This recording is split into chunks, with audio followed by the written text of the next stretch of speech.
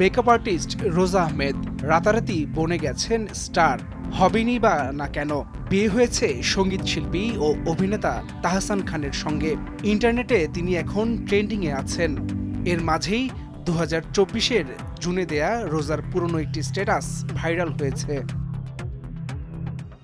বাবাকে নিয়ে আবেগঘন স্ট্যাটাসের শুরুতে রোজা লিখেছেন, সেলফিটা একটু আগেই তুলেছি, অনেক ছবি তোলা হয়, কিন্তু আজ এই সেলফিটা তোলার সময় অনেক সময় ধরে কাঁদলাম।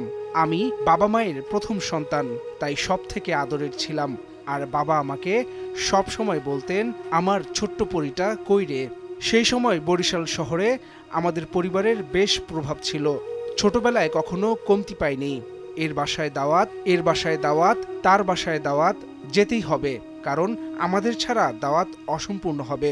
এমন দিন গিয়েছে, দিনে 4টা দাওয়াতেও অংশ নিয়েছি, শুধু দেখা করে আসার জন্য। তিনি আরও লিখেছেন, হঠাৎ বাবা আমাদের ছেড়ে চলে গেলেন ওপারে। অভিযোগ তো অনেক জমা আছে, কিন্তু অভিযোগ কার কাছে করব? বাবা শুধু আমাদের ছেড়ে যাননি, সাথে সাথে সম্মানও চলে যায়। বাবা যাওয়ার ঠিক 2 মাসের মাথায় আমার একটি রিলেটিভের বিয়ে। ঘনিষ্ঠ ছিলাম একে অপরের, কিন্তু দাওয়াত পেলাম না। কেন আমরা পেলাম না? কেন আমরা গেলাম না? কোথায় আমরা? সেদিন সারা রাত দেখেছি মায়ের সরল মনের কান্না। আপনারা লেখাটা পড়ে ভাবতে পারেন দাওয়াতের জন্য না, একই দালানে সবাই আনন্দ করছে, আমি, মা আর ছোট ভাই উৎস তখন বাসার এক কোণে।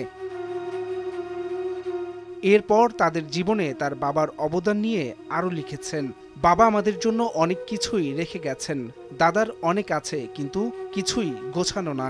রোজা লিখেছেন, মা দিন দুনিয়ার কিছুই বোঝেন না, সে যে নিজের ভয়েস রেইজ করবে বা তার সেটা রেইজ করার অধিকার আছে সেটা তার ধারণার বাইরে। কখনো তার সেই সাহসটাই ছিল না যে তার শ্বশুরকে বলবে, বাবা আমাদের সম্পত্তিটুকু আমাদের বুঝিয়ে দিন। আমাদের পড়াশোনার খরচ তখন একদম হিসেব করে টাই করে দেয়া হতো মায়ের হাতে, তাই কিছু খেতে ইচ্ছে করলে বলতাম না, যাতে উৎস যেটা চায় সেটা যাতে পায়। স্ট্যাটাসের শেষ ভাগে তিনি আরও লিখেছেন, বাবা মারা যাওয়ার পর থেকেই প্রস্তাব আসা শুরু করে, রিলেটিভ একে ওকে আনে।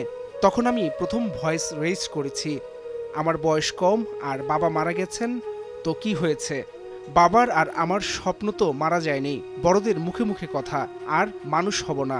সেই থেকেই রটানো হয় সারাদিন নাকি ছেলেদের সাথে ঘুরি, মেয়ে তো নিশ্চয়ই প্রেম করে। জানা গেছে রোজার বাবা ফারুক আহমেদ ওরফে পানামা ফারুক, যিনি 2014 সালের 10 ফেব্রুয়ারি র্যাবের সঙ্গে কথিত বন্দুকযুদ্ধে মারা গিয়েছিলেন। হাসান সাব্বির, ভোরের কাগজ।